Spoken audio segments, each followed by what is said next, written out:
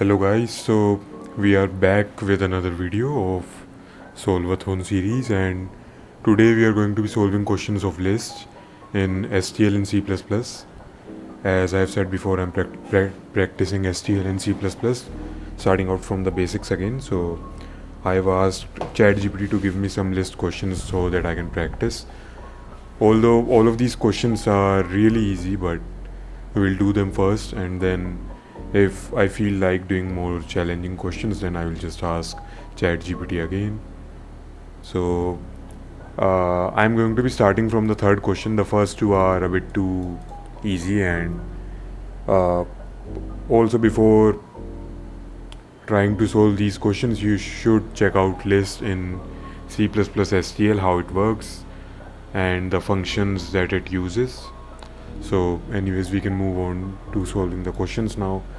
We can start solving from the third questions, although I have already solved these questions, but I'm doing it again for the video. So we'll start with the third question, and I will go quiet now. You can try solving it as well if you want to.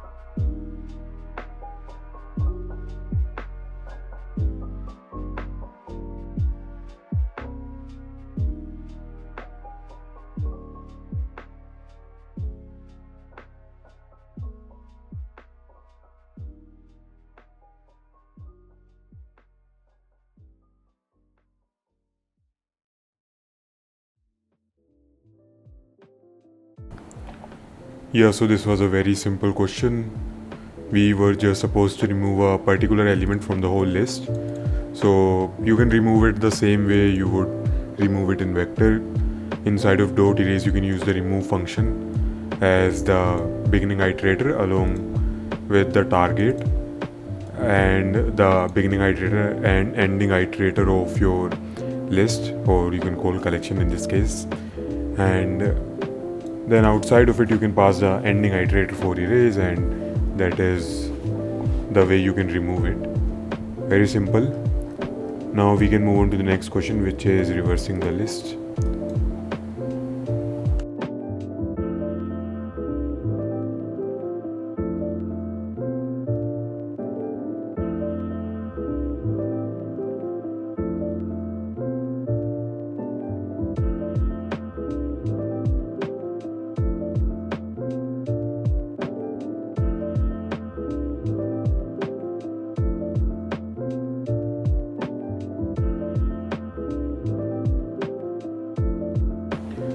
Okay, again, way too simple. You can just use the reverse function, and for sorting the list you can use the sort function. I will show it to you as well. I will sort it in descending order so that you can understand how it works. By the way, list, they use a doubly linked list, unlike vector who are dynamic arrays. So with list you can't use the sort function directly, as it won't be able to function correctly. So you will have to use the inbuilt function of list, which is you just do dot sort. So if you do this, it will be sorting it in ascending order. To sort it in descending order, you can pass the greater int. You can pass this, and this should sort it in descending order. Let us check this.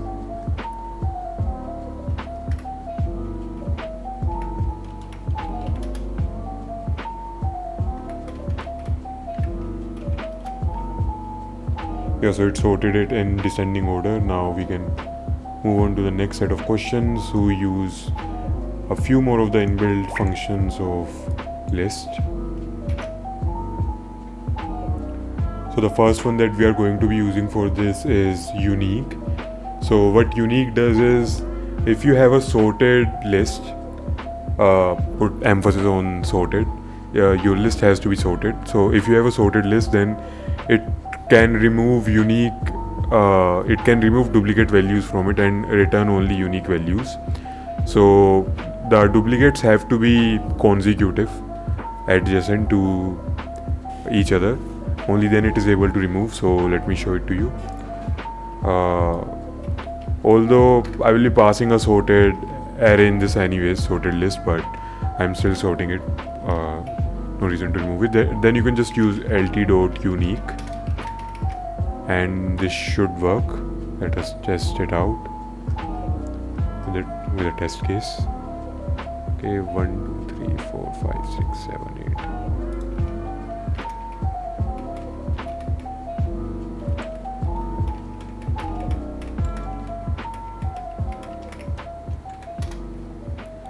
Yeah, so as you can see, when you pass a sorted array, then in that case it can remove the duplicates and return unique. But if the array is not sorted, then it won't be doing that. For example, let us take the previous example. Where is it? This one.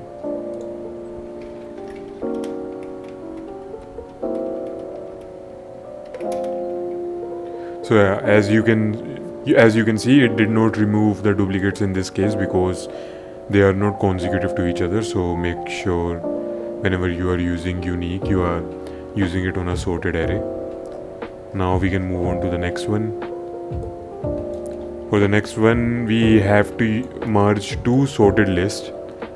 So we can use the inbuilt sort merge function for this. What it does is when you pass two sorted arrays to it, then it merges the two arrays in a way that the resulting array that you get is also sorted. So let me show it to you quickly. Next array.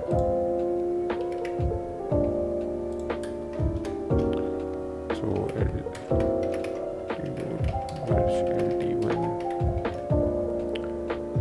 although if you are using merge, you should sort them first.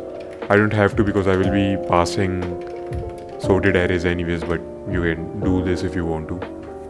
So let us test this out.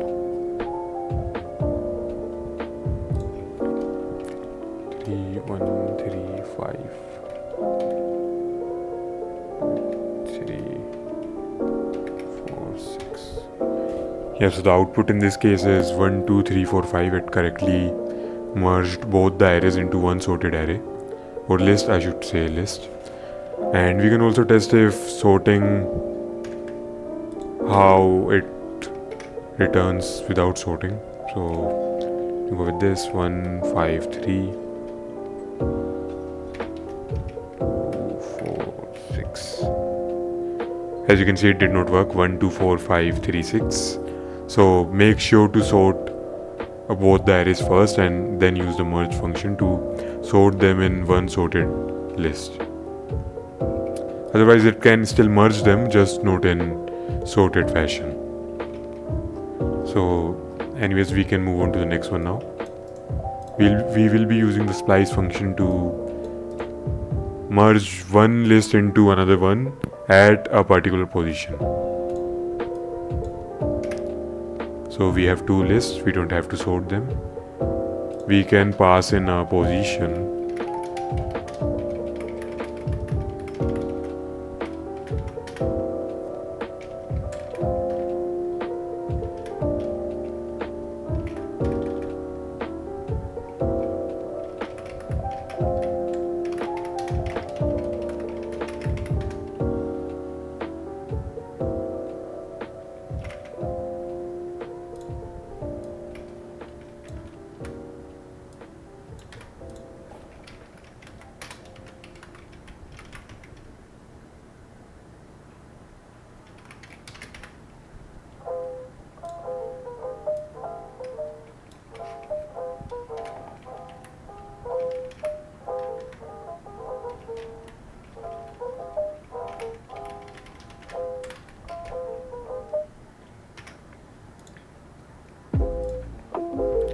So with splice, you have to pass in the iterator, and since we are not in vector, uh, we are using list which uses a doubly linked list. You can't just uh, simply add the position to the beginning iterator and reach that position.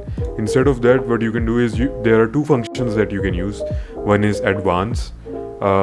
In it you just pass the beginning iterator and how much you want to advance is the number of steps.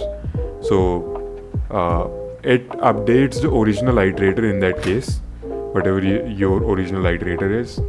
So you will do it kind of like this. You will define an iterator and giving position, then you can advance. You will do it kind of like this, and this it will be then your iterator at the position that you want to use. Although it is a bit of an extra step, so I kind of avoid it usually.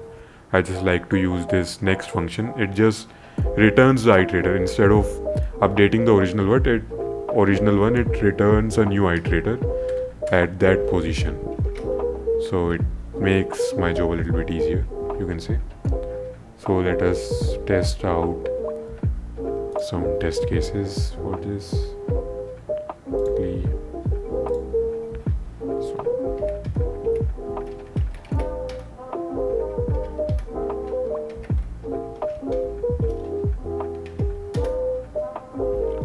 So as you can see, it appended or inserted the second list in the first one at position 2, the position that we specified using splice. So we can move on to the next question now. Find and delete a range. Okay.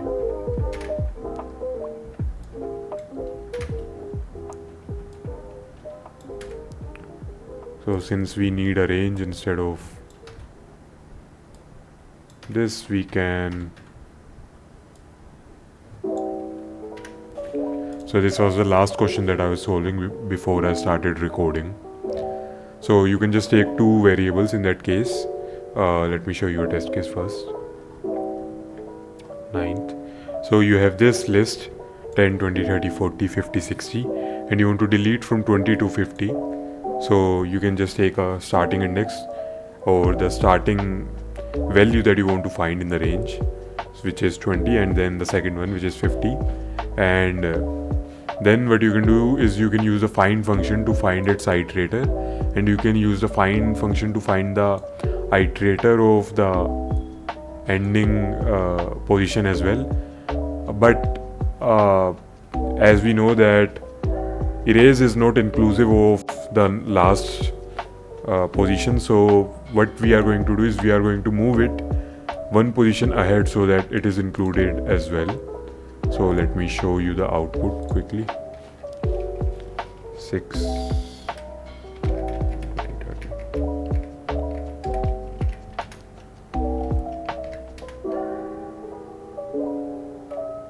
Sorry, my bad.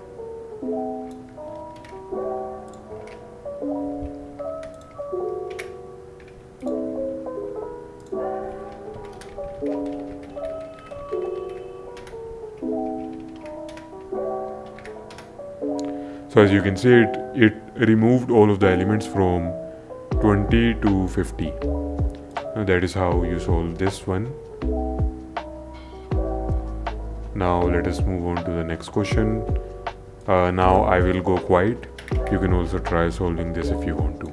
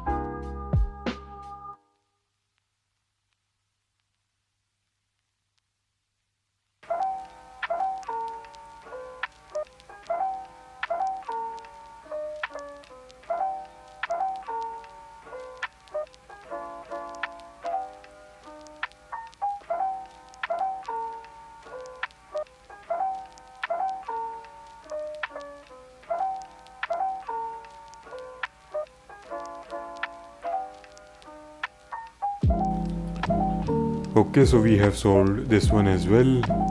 In this we had to make custom object for the list.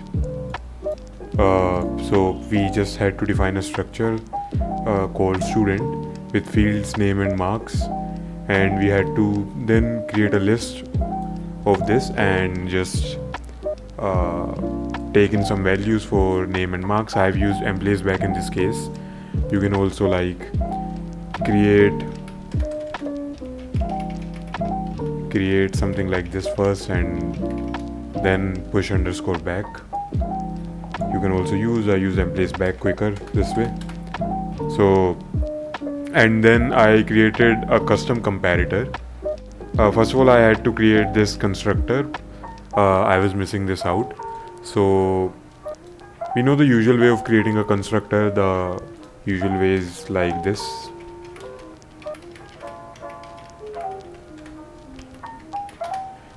You would put name equals n and marks equals m. This is the usual way of making a constructor, but ChatGPT told me about this one as well. This is an explicit way of creating a constructor. So in this case, instead of going inside the semicolons, or sorry, these curly brackets, instead of going inside these curly brackets, you can just use a colon, then name bracket n. You can also put any kind of default value in this as well, and marks of comma marks m, and then you use the curly braces. So this way you can define a constructor. And then I created a custom comparator that compares the marks of these two, then sorted using this comparator and just printed the output.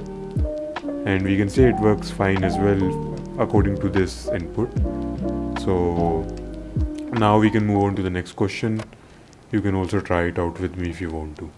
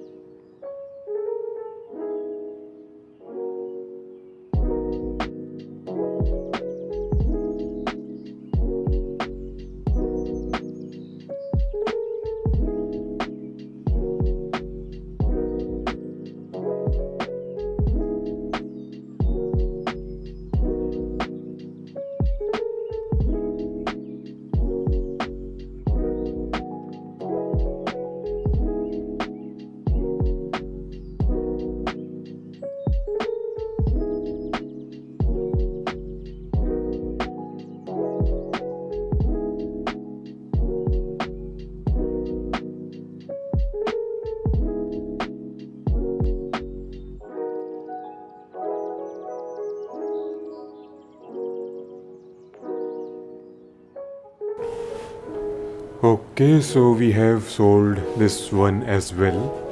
In this we had to do a palindrome check if the list is a palindrome or not. So for this I created a separate function called solution, and in this I created a starting variable and an ending variable for the starting and ending position, and I run the while loop till start is less than end.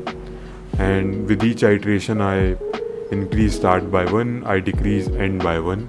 Basically the simple palindrome checking logic, two pointer approach. But in this case, in vector you can directly access the element at a particular position using square brackets, but for list you can't do that, and there happens to be no inbuilt function like at for trying that as well. So what I did in this case is I used the iterator approach.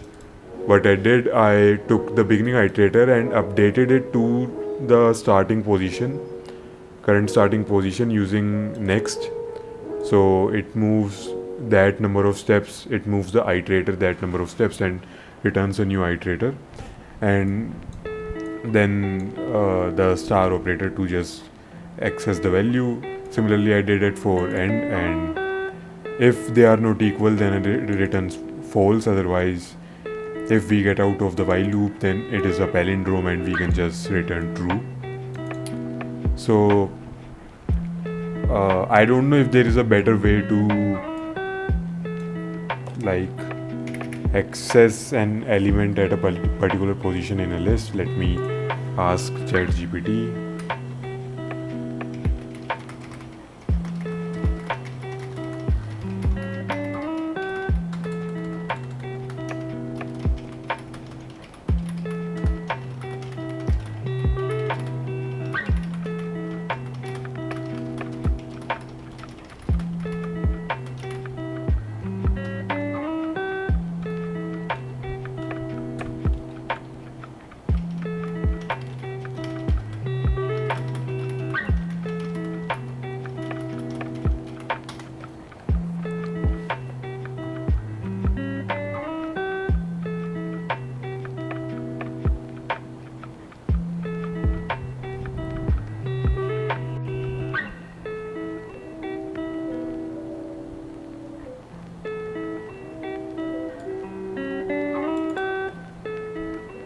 Okay, ChatGPT gave us a very smart way of doing it.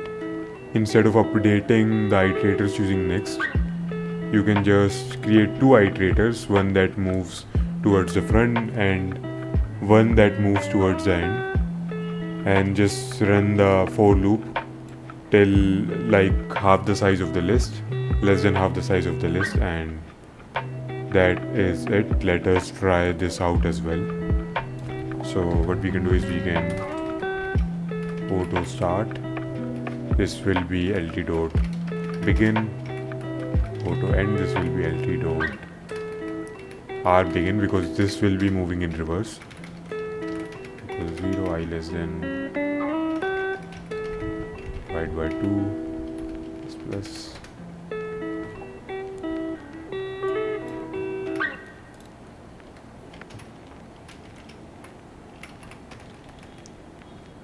if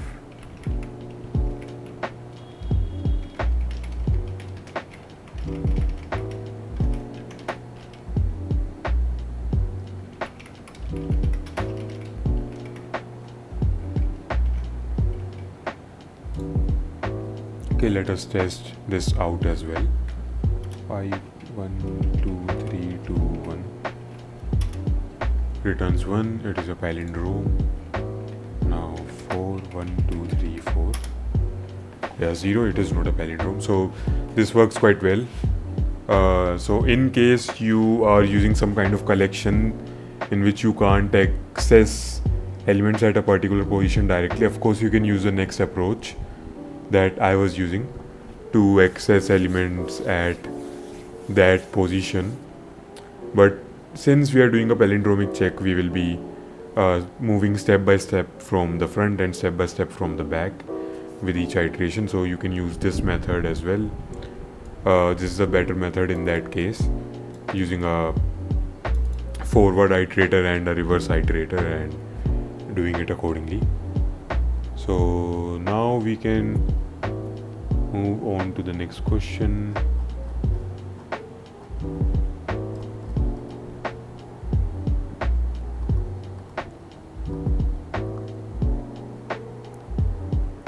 Circular shift. Okay, this is just case shift that we have done previously. So this can be done quite easily. Let me solve this quickly as well. I will go quiet now. You can also try solving this if you want to.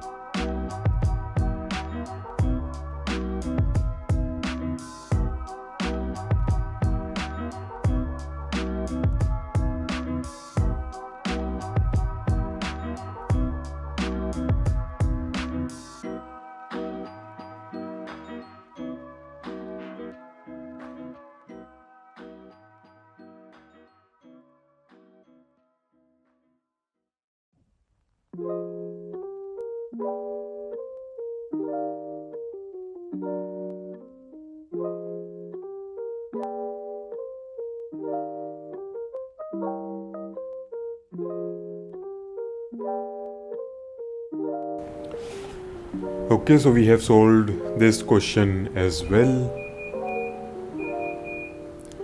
In this we had to do circular shift as we have done previously in a vector. So you are given the number of steps or the number of times you have to shift the whole list circularly. So what I did in this case, obviously first I defined k to be k modulus lt dot size. You don't want to do it till k.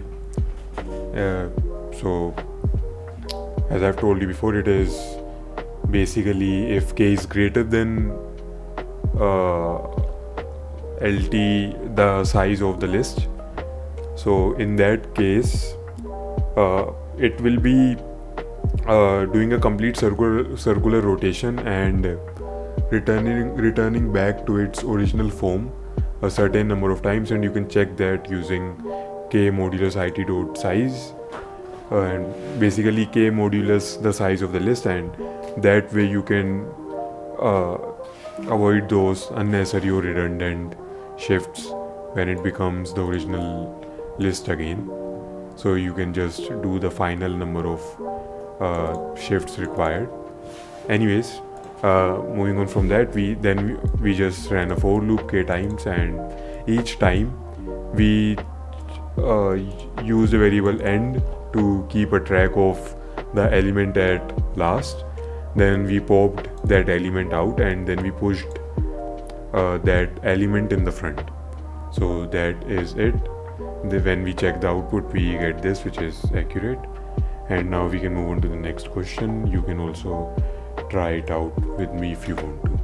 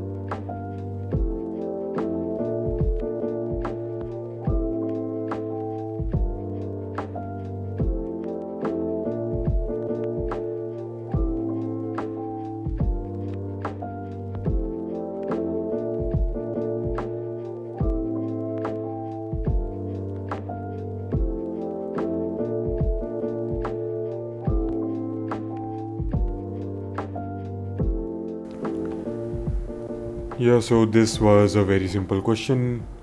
In this, we had to partition the list into two separate lists, one containing only the odd elements, second containing only the even elements.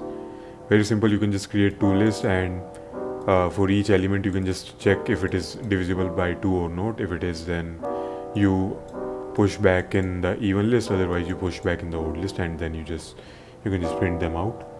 Very simple. Now we can move on to the next question. You can also try it out if you want to.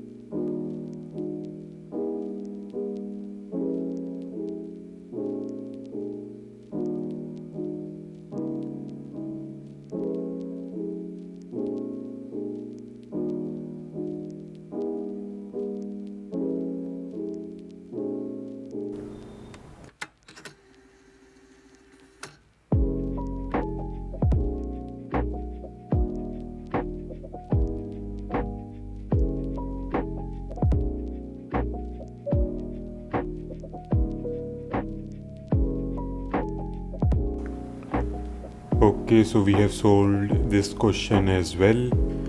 In this question, we were given a list and we were given a threshold value, and we had to remove all of the values in the list that were less than the particular threshold.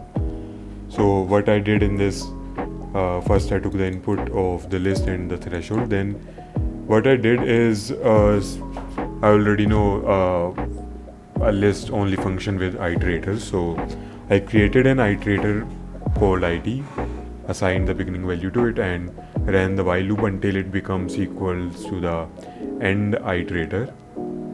So if the value at that iterator position is less than the threshold, in that case I erase that iterator, and I was making a mistake here. I was not updating IT, so since it was getting removed, so I was getting stuck in an infinite loop.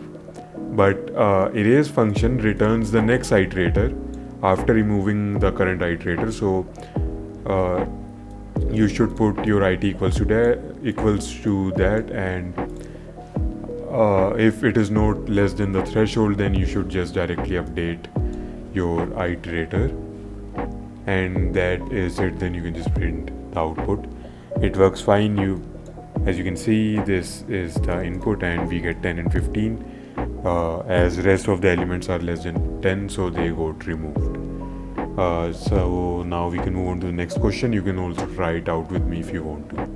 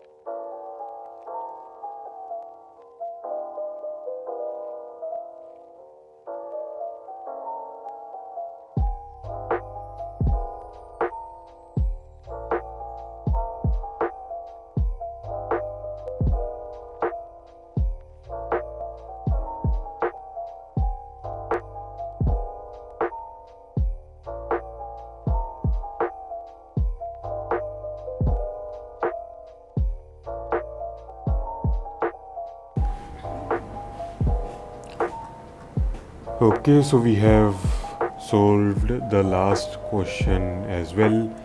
Uh, Very simple, we just needed to implement a stack using list. So you can just simply create a class stack and create a list in it, lt, and create a push function. Inside of it, use the push underscore back from the list. Same with pop and same with top. And you can also create a print function to print the entire stack. I did not use it in this case though. Then you can just follow these steps and see if it works correctly or not. In my case, it works fine. And with this, we have completed all of the questions of stacks. All of the questions of lists, sorry, not stacks, all of the questions of lists in SCL in C++ that use doubly linked list inside of it. And all of these questions were a bit too simple, really simple, but they were good for practicing list, I would say that. And if you haven't solved them yet, you can also try them out yourself. And I will see if I will try to get some more difficult questions of this, although I don't know if I would, since lists are not that much used in DSA anyway, so I don't know if I would. I have practiced them enough to understand them and to be able to use them if I need to in the future. One advice that I would give is to use them in case you only need to mess around with like the first element and the last element of the list, instead of any other element in between, since it doesn't offer you a way to directly access an element at a particular position. If you just want to like add and delete from the beginning and last, then list might be more useful than vectors, but otherwise you can just use vectors. And with these questions, we have solved all of the list questions, practiced it enough. Now we will move on to next type of collection in STL, and I will see you guys next time with another solve-a-thon for that. So have a good day. So please whatever. Please I want to reach 1 million likes. So please sarapakara.